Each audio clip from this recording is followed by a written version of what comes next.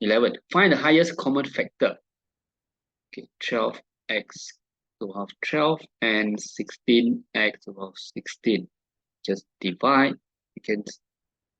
Okay. So we start with the number 2 and 16. We can start with 2. You get 6 x 12 and 8x 16. Another 2, get 3x 12 and 4x to the power of 16. And now you focus on the unknown.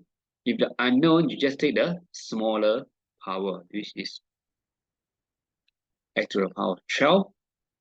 So that will give you 3 and 4x to the power of 4, as we know.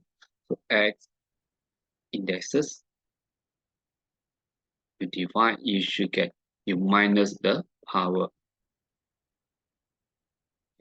So the highest common factor will be here, 2 times 2.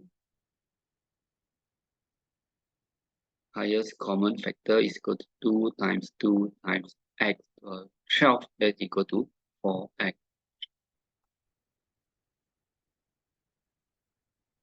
I hope this discussion, along with the revision tips and answering strategies, will help you in your exam preparation. If you find this video helpful, give it a thumbs up. And don't forget to subscribe for more educational content.